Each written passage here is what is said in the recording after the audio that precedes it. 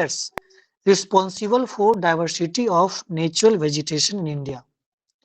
Assess the significance of wildlife sanctuaries in rainforest region of India. इसमें ये भी बहुत ही सिंपल प्रश्न है, ज्योग्राफी का, एनसीईआरटी का है। भारत के प्राकृतिक वनस्पति की विविधता के लिए उत्तरदायी कारकों को पहचानिए। हमारे पास जो भी प्राकृतिक वनस्पति है, उसमें जो भी डाइवर्सिफिकेशन है, विविधता है, उसका कौन-कौन सा मूल फैक्टर्स है, कौन-कौन रिस्पॉन्सिबल फैक्टर है और उसकी विवेचना करिए, डिस्कस करिए। भारत के वर्षा वन क्षेत्रों में वन्यजीव अभयारण्यों के महत्व का आकलन कीजिए। मतलब जो हमारे वाइल्ड लाइफ सैंक्चुअरी है, दो तरह का होता है, एक वाइल्ड लाइफ सैंक्चुअरी होता है, एक नेशनल पार्क होता है। दोनों का अपना-अपना इम्पोर्टेंस है। नेशनल पार्क में एकदम पूर्ण रूप से मतलब प्रोविज़न होता है कि आप उसमें उस तरह का लोकल जो है एंट्रेंस कम होता है, वाइल्ड लाइफ सैंक्चुअरी में थोड़ा-सा फ्लेक्सिबल होता है इन कंपैरेटिव टू नेशनल पार्क। लेकिन दोनों का मूल मकसद क्या है कि हम लोग बायोडायवर्सिटी को, इकोसिस्टम को मेंटेन रख सकें। यहाँ पे प्रश्न क्या है कि वाइल्ड लाइफ सैंक्चुअरी जो वन्यजीव अभयारण्य है, रेन फॉरेस्ट में जहाँ पे रेन फॉरेस्ट रीजन है, वहाँ पे उसका सिग्निफिकेंस बताना है कि क्या-क्या सिग्निफिकेंस है, महत्व। तो पहला सेक्शन क्या है प्रश्न का? 2 सेक्शन में प्रश्न है। पहला सेक्शन ये है कि प्राकृतिक वनस्पति में कौन-कौन से फैक्टर से विविधता होने का आप लोगों ने पढ़ा होगा। जैसे कि सबसे नीचे ग्राउंड लेवल पे ग्रासलैंड होता है, थोड़ा-सा ऊपर जाते हैं तो अलग-अलग प्रकार के आपको वन मिलते हैं, जैसे कि ट्रॉपिकल एवरग्रीन है, ट्रॉपिकल डिसिडुअस है, ट्रॉपिकल थ्रोनी है, सब ट्रॉपिकल है, टेम्परेट है, सब अल्पाइन है, लिटरल स्वयं पे, तो अलग-अलग प्रकार के वेजिटेशन मिलता है। उसी वेजिटेशन का फैक्टर्स कि आखिर अलग-अलग प्रकार के वेजिटेशन हमारे इंडिया में या पाया जाता है, तो उसका क्या रीज़न है? तो क्या रीज़न हो सकता है? ज्योग्राफी में बेसिक भी थोड़ा-सा पढ़े होंगे तो, क्योंकि उसका अलग-अलग जैसे कि फिजियोग्राफिक फैक्टर्स, उसमें क्या है एल्टीट्यूड, हाइट्स, समुद्र तल से ऊँचाई अलग-अलग है, अलग-अलग दाब बनता है, अलग-अलग टेम्परेचर बनता है। तो पहला है फिजियोग्राफिक फैक्टर्स, उसमें हम लोग बात करेंगे एल्टीट्यूड का, हाइट का। जब हाइट जो है ऊँचाई, अब कहीं हिमालयाज़, कहीं लोअर रीजन, तो अलग-अलग क्षेत्र के कारण अलग-अलग टेम्परेचर है, अलग-अलग प्रेशर है, उस वजह से डाइवर्स वेजिटेशन होता है। जैसे कि ऊपर में अगर बात करेंगे तो सब अल्पाइन पाया जाता है, जैसे उसमें सिडार है, देवदार है, ये सब वृक्ष का नाम है। सिल्वर है, फर है, स्प्रूस है, ट्रॉपिकल एवरग्रीन होता है, जैसे कि हमारे पास बायोडायवर्सिटी हॉटस्पॉट्स अंडमान निकोबार में है, जहाँ पे जनरली क्या है ट्रॉपिकल एवरग्रीन फॉरेस्ट है। उसमें कौन-कौन आता है? इवोनी आता है, महोगनी आता है, रोज़वुड आता है। ये सब लिखना नहीं है, बस हमको फैक्टर्स बताना है। यहाँ पे फैक्टर्स क्या बताना है कि कौन-कौन मूल फैक्टर्स है जिसकी वजह से हमारे पास डाइवर्सिफिकेशन है नेचुरल वेजिटेशन में, प्राकृतिक वनस्पति की विविधता। तो उसमें हम पहला बात करेंगे फिजियोग्राफिक फैक्टर्स में एल्टीट्यूड, ऊँचाई।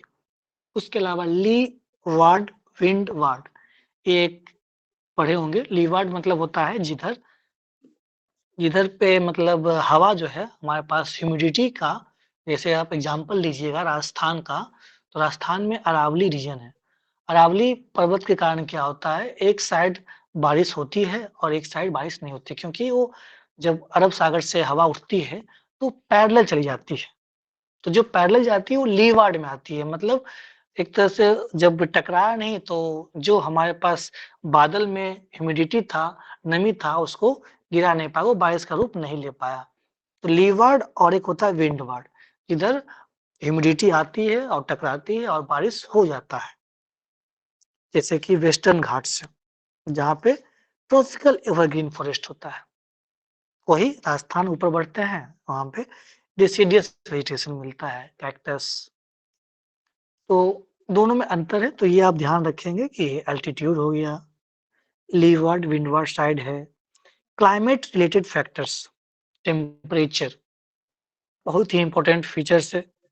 जहाँ अधिक टेम्परेचर होगा, जैसे कि आप देखते होंगे इक्वेटोरियल रीजन में अधिक टेम्परेचर होता है, तो अधिक से अधिक वहाँ पे जो इवेपोरेशन साइकिल है, अधिक से अधिक वेपर बनता है और वेपर बनने के बाद अधिक बारिश भी होती है, मतलब दोपहर सेकंड हाफ में। तो वो डिपेंड करता है कि टेम्परेचर कैसा है। अगर कम टेम्परेचर है, जैसे कि आप लोग हाई रीजन पे जाते हैं, तो उस तरह का फॉरेस्ट होता है, अल्पाइन होता है। डिपेंड करता है कि टेम्परेचर कैसा है, उस तरह का फॉरेस्ट।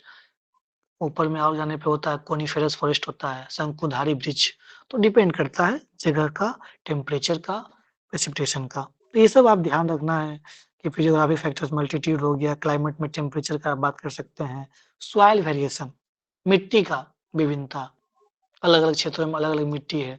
जैसे नीचे जाएँगे केरला साइड में तो लैटेराइट सॉइल भी मिलता है, जहाँ पे काजू का खेती होता है। इधर ऊपर आएँगे इंडो गंगेटिक, मतलब गंगेटिक और जो यमुना का है, वहाँ पे फर्टाइल एलुवियल सॉइल है। तो जहाँ जैसा ज़मीन है उस हिसाब से। अब उधर जाएँगे दार्जिलिंग साइड में, तो यहाँ पे मैप भी बनाना है, हमने इसे बनाया है, तो मैप बना कर के दिखा देंगे थोड़ा-सा कि देखिए इस तरह का, मतलब हमारे पास अलग-अलग डाइवर्सिफ़िकेशन है। फोटो पीरियड, फोटो पीरियड मतलब होता है, फोटो मतलब होता है लाइट, पीरियड का मतलब होता है समय, फोटो पीरियड मतलब जितना अधिक larger duration of sunlight, sunlight जितने लंबे समय तक रहेगा, उसका उतना इफेक्ट पड़ेगा वेजिटेशन पे। अब जहाँ मिलेगा ही नहीं, जैसे कि अब राजस्थान में है, दिन भर तो मिलता है, रात में इतनी ठंड होती है कि फिर वो उसको पानी तो मिल नहीं रहा है। तो उस तरह का जो रेजिस्टेंट है, वाटर रेजिस्टेंट, वही सब हो पाते हैं, जैसे कि कैक्टस और एगेप्स। मानसून विंड, ये भी बहुत इंपॉर्टेंट फैक्टर्स है। जहाँ पे मानसून का ज़्यादा इम्पैक्ट होता है, वहाँ की हरियाली, वहाँ का ज़मीन, हर तरह का बेहतर होता है। वहाँ का क्लाइमेट, वहाँ का मानस मानसून, जैसे कि हम लोग एग्रीकल्चर में भी इम्पोर्टेंट होता है। तो ये डिपेंड करता है। तो ये आप 4-5 फैक्टर्स है, इसको आप ध्यान रखेंगे। एल्टीट्यूड हो गया, लीवार्ड, विंडवार्ड साइड हो गया, क्लाइमेट में टेम्परेचर, सॉइल वेरिएशन, अलग-अलग सॉइल होगा तो उसपे भी डिपेंड करेगा। कहीं ब्लैक सॉइल है, कहीं लेटेराइट सॉइल है, कहीं आपका फर्टाइल एलुवियल सॉइल है। फोटो पीरियड बता ही दिया, टेम्परेचर और मानसून विंड। ये 4-5 पॉइंट है, इसको आप ध्यान रखेंगे। यही फैक्टर्स मेन फैक्टर्स है। नेचुरल वेजिटेशन टाइप्स इसमें अब क्या प्रश्न कर रहा है कि सिग्निफिकेंस क्या है? इसका सिग्निफिकेंस मतलब significance of wild life sanctuary, वन्यजीव अभयारण्य का महत्वपूर्ण बताइए कि क्या-क्या महत्व है, स्पेशली कहाँ पे? रेन फॉरेस्ट रीजन में। क्या महत्व हो सकता है? सिंपल सा बात है, पहला इम्पोर्टेंट महत्व यही है कि ये बायोडायवर्सिटी कंजर्वेशन के लिए बहुत ही इम्पोर्टेंट है। इसके बिना हम लोग कल्पना नहीं कर सकते हैं कि अगर जहाँ वाइल्ड लाइफ सैंक्चुरी होगा वहाँ पे स्वाभाविक है, जैसे कि हम लोग बिहार में देखते हैं तो कैमूर है। कैमूर में क्या है? एक बहुत ही मतलब एनवायरनमेंट वहाँ पे कंपेरिजन टू अदर एरियाज मौसम अच्छा रहता है, आर्द्रता भी होती है, टेम्परेचर भी कंट्रोल वे में रहता है। उधर देखेंगे आप नॉर्थ वेस्ट में तो हमारे पास वाल्मीकि है और टाइगर रिजर्व भी है, तो उधर भी मौसम बेहतर होता है। तो जहाँ अगर वाइल्ड लाइफ सैंक्चुरी होगा, जहाँ पे नेशनल पार्क होगा, स्वाभाविक सी बात है कि बायोडायवर्सिटी कंजर्वेशन, जैव विविधता का संरक्षण बेहतर तरीके से होगा। और इस साथ-साथ ये क्या होता है? Habitat of wide variety of plant and animal species, मतलब विभिन्न प्रकार के प्लांट, पौधे और एनिमल का ये हैबिटेट होता है। कुछ कहना है सर? जी नहीं सर। तो जैसे कि एग्जांपल है पेरियार वाइल्ड लाइफ सेंचुरी। दूसरा इकोलॉजिकल बैलेंस, ये भी बहुत इंपॉर्टेंट काम करता है, जैसे कि कार्बन सिक्विस्ट्रेशन। ठीक है, ये सब ध्यान रखेंगे जो हम चर्चा कर रहे हैं वर्ड का, और हिंदी वाले भी तो इसमें लिख सकते हैं, ऐसा कुछ नहीं है। उसमें क्या होता है कि कितना अधिक कार्बन ऑब्जर्व करता है, अगर ज़्यादा अधिक मात्रा में वहाँ पे मान लिया अलग-अलग प्रकार के जीव रह रहे हैं, अलग प्रकार के पेड़-पौधे हैं, तो कार्बन का सिक्विस्ट्रेशन मतलब कार्बन का एब्जॉर्प्शन भी ज़्यादा होता है, जो कि एनवायरनमेंट के लिए अच्छा है। ऑक्सीजन प्रोडक्शन होगा। क्लाइमेट रेगुलेशन, बिल्कुल क्लाइमेट भी रेगुलेट होगा। वाटर फिशिफिकेशन, जहाँ पे रेन फॉरेस्ट रेन हो रहा है, बारिश हो रही है, ग्राउंड वाटर बन रहा है, तो वो वाटर फिशिफिकेशन भी ज़्यादा अच्छा होगा। सॉइल फर्टिलिटी, स्वाभाविक सी बात है, वहाँ जब बारिश हो रही है, टेम्परेचर भी मिल रहा है, हर तरह का मिल रहा है, तो सॉइल की फर्टिलिटी भी ज़्यादा अच्छा होगा। तो पहला नंबर ध्यान रखेंगे, पहला पॉइंट बायोडायवर्सिटी कंजर्वेशन के लिए उपयोगी है। दूसरा इकोलॉजिकल बैलेंस, ये हमारा संतुलन में रखता है, उसमें कुछ-कुछ डाल देना है, कार्बन सिक्वेस्ट्रेशन हो गया, ऑक्सीजन प्रोडक्शन है, क्लाइमेट रेगुलेशन, जलवायु नियंत्रण, वाटर प्यूरिफिकेशन, जल शुद्ध प्यूरिफिकेशन मतलब होता है शुद्ध करना, सॉइल फर्टिलिटी हो गया, जमीन की जो भूमि का जो उर्वरकता है, तो ये सब पॉइंट है, आप याद रखेंगे। टूरिज्म के लिए इम्पोर्टेंट तो है ही। तीसरा पॉइंट है टूरिज्म, बिल्कुल, ये एक तरह से इको टूरिज्म को प्रमोट करता है। बहुत सारे लोग देखने आते हैं वाइल्ड लाइफ सैंक्चुरी को, तो उस हिसाब से भी बहुत इम्पोर्टेंट है। इसके अलावा ये इकोनॉमिक बेनिफिट्स भी है। कैसे? जो सस्टेनेबल लाइवलीहुड्स, जो वहाँ के लोकल पीपल हैं, वो डिपेंडेंट होते हैं। मेजर प्रोड्यूस जैसे हो गया फॉरेस्ट का लकड़ी, वुड, माइनर प्रोड्यूस हनी है। इसके अलावा मेडिसिन के लिए, हर्बल्स के लिए, सबके लिए उपयोगी होता है। Research development, research and development में यूज करता है। वो तो वाइल्ड लाइफ सैंक्चुरी है या नेशनल पार्क है, एक तरह से क्या है, वो हैबिटेट है, होम है।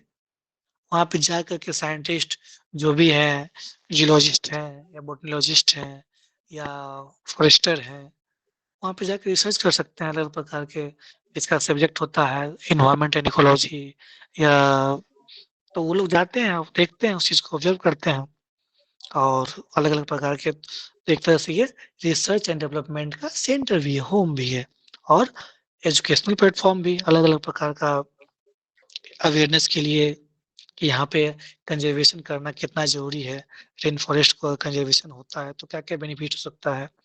इसका एग्ज़ाम्पल एक है एगुमे रेन फॉरेस्ट, AGUMB, ये कर्नाटका में है और ये बनाया गया है, एक रिसर्च सेंटर बनाया गया है। वहाँ पे वो लोग अलग साइंटिस्ट आते हैं और वहाँ पे रिसर्च करते हैं और देखते हैं, तो ये बनाया गया है इसीलिए कि रेन फॉरेस्ट कितना इम्पोर्टेंट है, एनवायरनमेंट कितना इम्पोर्टेंट है, वाइल्ड लाइफ सेंचुरी कितना इम्पोर्टेंट है एनवायरनमेंट के लिए, ये सब के लिए एक बनाया गया है AGUMBA, Agumbe rain forest research centre, ये कर्नाटका में है। और क्या करता है, वाइल्ड लाइफ सेंचुरी का क्या इंपॉर्टेंस हो सकता है, प्रिजर्विंग जेनेटिक डाइवर्सिटी, बिल्कुल, ये अलग-अलग प्रकार के जो भी डाइवर्सिफिकेशन है उसको भी प्रिजर्व करता है, संरक्षण करता है।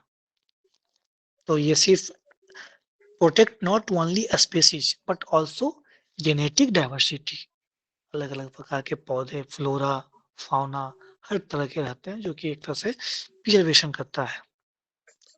Last, preservation of traditional knowledge, अभी भी हम लोग जो मिनिस्ट्री ऑफ आयुष जो काम कर रही है, आयुर्वेदा, योगा, यूनानी, सिद्धा, होम्योपैथी, ये क्या है?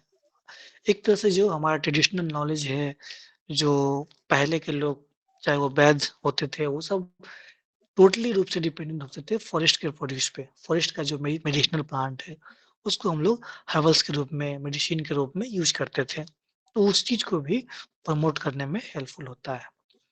ये 4-5 पॉइंट है, बायोडायवर्सिटी कंजर्वेशन, जैव विविधता संरक्षण, इकोलॉजिकल बैलेंस आप कर सकते हैं। तीसरा हो गया टूरिज्म, पर्यटन, चौथा रिसर्च डेवलपमेंट, पाँचवाँ प्रिजर्विंग जेनेटिक डाइवर्सिटी और छठा प्रिजर्वेशन ऑफ ट्रेडिशनल नॉलेज। ये 4-5-6 पॉइंट है, इसको आप लोग ध्यान रखेंगे। यही हो गया सिग्निफिकेंस। उसको लास्ट में आप दे देंगे कंक्लूजन। क्या कंक्लूजन है? The diversity of India's natural vegetation arises from numerous factors, बहुत तरह के फैक्टर से ये अराइज होता है, लेकिन इसका इम्पोर्टेंस क्या है कि हम लोग जो एस्टेब्लिशमेंट कर रहे हैं वाइल्ड लाइफ सेंचुरी या नेशनल पार्क, बायोस्फीयर रिजर्व, इसको और अधिक अच्छे से मेंटेन किया जाए, रेगुलर मॉनिटर किया जाए, जो संस्था है जैसे एनजीटी का जो गाइडलाइंस है उसको फॉलो किया जाए to preserve such natural heritage. इस तरह से लिख कर कंक्लूजन कर दिए। तो ये आपका बहुत बहुत सिंपल प्रश्न था, उसको हमने चर्चा किया है। किसी को कुछ पूछना है तो बताइए। बोलिए, कोई डाउट है तो बोलिए।